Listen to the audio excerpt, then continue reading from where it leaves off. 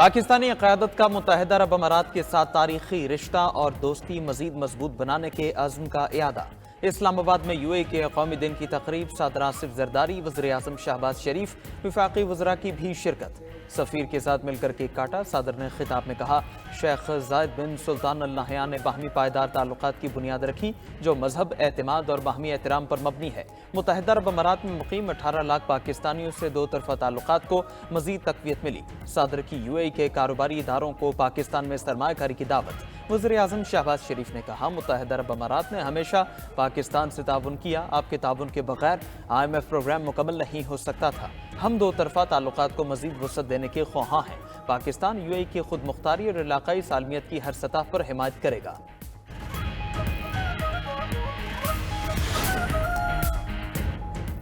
وفاقی کابینہ نے ریکارڈ ایک منصوبے کے 15% حصہ سعودی عرب کو فروخت کرنے کی منظوری دے دی۔ سعودیہ نے ریکارڈ ایک میں شیئرز کے لیے $540 ملین دو قسطوں میں دینے کی پیشکش کی۔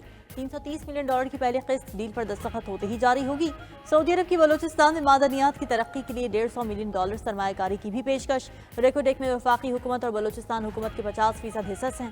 کابینہ نے national registration and biometric policy framework 2024 کی منظوری دے دی۔ اعلامیہ کے مطابق اسلام آباد میں نکاح نامے میں ختم نبوت کے حلف کی شق شامل کرنے کی بھی منظوری دی گئی۔ کوڈ آف کرمنل پروسیجر ترمیمی بل 2024 پارلیمنٹ کو بھیجنے کی منظوری۔ وزیر اعظم کی پارہ چنار میں دواؤں کی قلت دور کرنے اور ادویات فوری پہنچانے کی ہدایت۔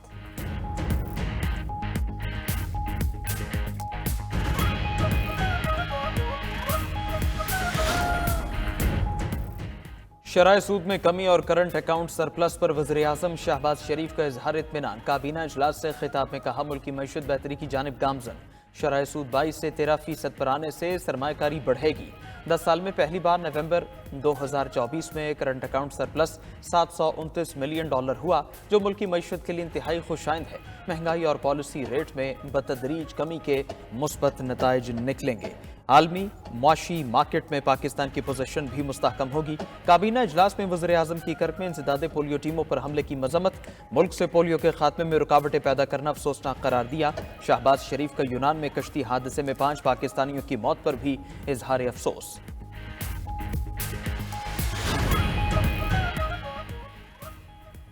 گیس صارفین پر بڑا بوجھ پڑنے کو تیار، اوگرا نے قیمت میں بڑے اضافے کی منظوری دے دی۔ اعلامیہ کے مطابق سوئی صدرن کے لیے گیس کی قیمت 25.78% بڑھانے کی منظوری دی گئی۔ اوسط قیمت $1762 فی MMBTU ہو جائے گی۔ سوئی ناردرن کے لیے گیس 8.7% مہنگی کرنے کی اجازت۔ ناردرن کے لیے اوسط قیمت $1778.35 فی MMBTU ہو جائے گی۔ گیس کی قیمتیں بڑھانے کا حتمی فیصلہ حکومت کی منظوری سے ہوگا۔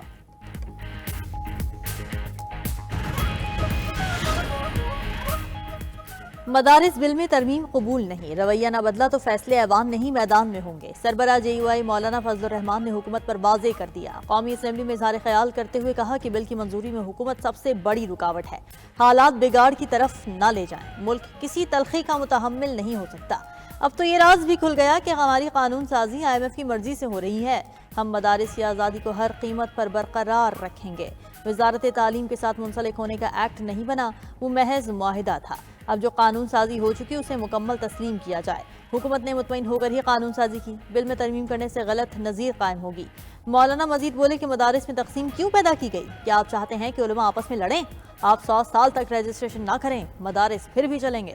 آپ بینک اکاؤنٹ نہ کھولیں، پیسے پھر بھی آئیں گے۔ سربراہ JUI سے MQM وفد کی بھی ملاقات۔ مدارس بل اور بلدیاتی نظام پر تبادلہ خیال۔ میڈیا سے گفتگو میں فضل الرحمان نے معاملہ الجھانے کا ذمہ دار ایوان صدر کو قرار دے دیا۔ حکومت سے گزٹ نوٹیفیکیشن کا مطالبہ۔ کہا اگر کسی ترمیم کی ضرورت ہے تو گزٹ نوٹیفیکیشن کے بعد لائیں۔ پارلیمنٹ، ہم اور آپ یہیں موجود ہیں۔ سربراہ MQM خالد مقبول صدیقی بولے، مولانا کی باتوں میں بڑی دلیلیں ہیں، ان کی باتیں آگے پہنچائیں گے۔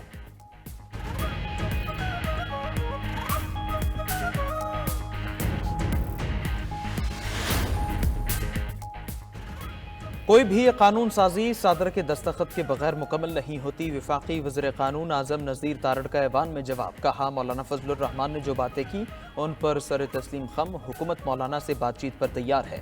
وزیر اعظم نے بھی کہا ہے مولانا کے ساتھ بیٹھے، مسائل مل بیٹھ کر ہی حل ہوتے ہیں۔ وزیر قانون نے مزید کہا مدارس بل گزشتہ حکومت میں نامکمل ایجنڈا تھا، آپ نے کہا درستی کریں، جس پر سینٹ اور قومی اسمبلی سے یہ بل پاس ہوا۔ آئین کہتا ہے صادر بل واپس کریں تو وہ مشترکہ اجلاس میں پیش کیا جائے، ایسے میں صادر کا بل پاس کرنے یا نہ کرنے کا اختیار ختم ہو جاتا ہے۔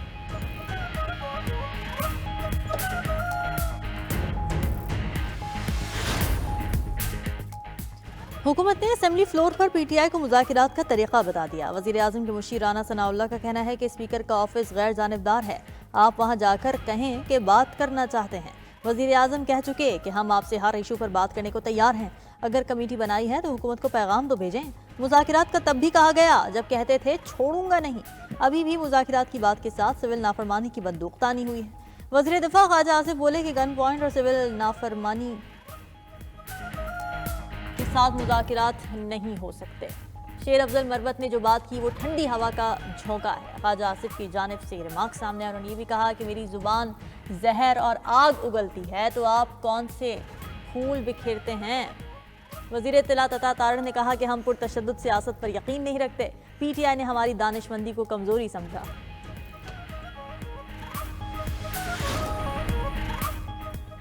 190 ملین پاؤنڈ کیس سے اختتام کی جانب گامزن احتساب عدالت میں نیب نے حتمی دلائل مکمل کر لیے۔ کیس میں بانی پی ٹی آئی نیب ترامیم کا سہارا لیتے ہوئے بریت کی درخواست کر چکے۔ اے ٹی سی راولپنڈی میں پی ٹی آئی کے 23 رہنماؤں کی ضمانتیں منسوخ کرنے کی درخواست ہے۔ علی امین گنڈاپور، زین قریشی، شبلی فراز، طاہر صادق بھی شامل۔ آڈیو لیک کیس میں وزیر اعلیٰ کے پی علی امین گنڈاپور کے ناقابل ضمانت وارنٹ گرفتاری برقرار۔ ملزمان اسلام آباد سیشن عدالت میں پیش نہیں ہوئے۔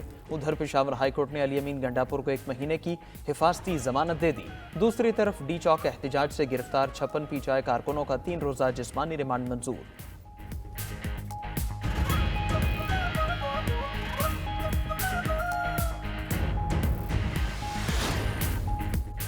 سپریم کورٹ نے ججز تعیناتی کے لیے جوڈیشل کمیشن رولز کا ابتدائی مسودہ جاری کر دیا۔ ججز کی تقرری کے لیے پروفیشنل کوالیفیکیشن، قانونی امور پر عبور اور بہترین صلاحیت پر مشتمل میرٹ ہوگا۔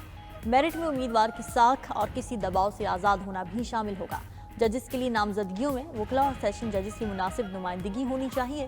مسودے کے مطابق جوڈیشل کمیشن میں تمام ناموں پر غور کرنے کے بعد ووٹنگ کا عمل شروع ہوگا۔ جوڈیشل کمیشن کے 2010 کے رولز ختم کر دیے گئے۔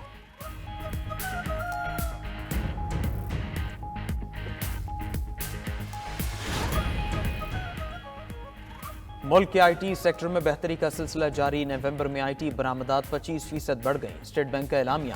شعبہ خدمات کے ایکسپورٹ کے اعداد و شمار کے مطابق نومبر میں آئی ٹی برآمدات 32 کروڑ 40 لاکھ ڈالر ریکارڈ ہوئی۔ مالی سال کے پہلے 5 ماہ میں آئی ٹی برآمدات میں 33% نمو ہو چکی۔ شعبہ خدمات کی مجموعی برآمدات میں سالانہ 7% اضافہ ہوا، جو نومبر میں 67 کروڑ 60 لاکھ ڈالر ہو گئی۔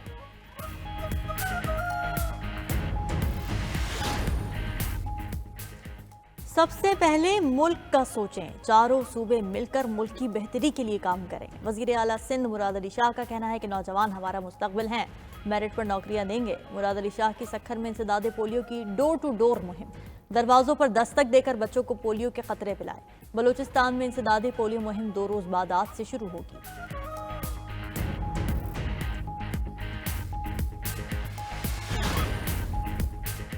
ملک میں خشک سردی کا دورانیہ طویل۔ اسلام آباد مری گلیات میں موسم سرد اور مطلع جزوی ابرآلود۔ زیارت تربت اور سکردو -7 درجہ حرارت کے ساتھ سرد ترین علاقے قرار۔ گلگت بلتستان میں بارش اور پہاڑوں پر ہلکی برفباری کا امکان۔ چترال، دیر، سبات اور کرم میں بارش اور پہاڑوں پر بھی برفباری متوقع۔ شہر عقائد میں بھی سردی کا راج، درجہ حرارت 11 ڈگری سینٹی گریڈ ریکارڈ کیا گیا۔ ادھر بلوچستان میں پارہ -6 ہونے سے 18 انچ قطر کی گیس پائپ لائن منجمد ہو گئی۔ کوئٹہ، سیارت پشین کچھ علاق میں گیس کی فراہمی متاثر۔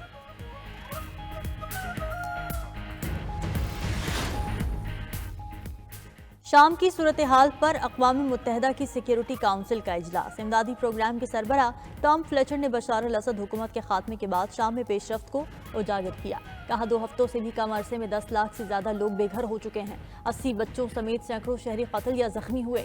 فرانسیسی سفیر نے کہا کہ شام میں مفاہمت، تعمیر نو اور انصاف کا وقت آ چکا ہے۔ ایرانی سفیر نے شام کے مستقبل کا فیصلہ وہاں کے عوام پر چھوڑنے پر زور دیا۔ ادھر ایرانی سپریم لیڈر آیت اللہ خامنائی کا کہنا ہے کہ اسرائیل کا شام سے حزب اللہ کو گھیرنے کا خیال اسے بھاری پڑے گا۔ حقیقت میں جس کی جڑیں اکھڑیں گی وہ خود اسرائیل ہوگا۔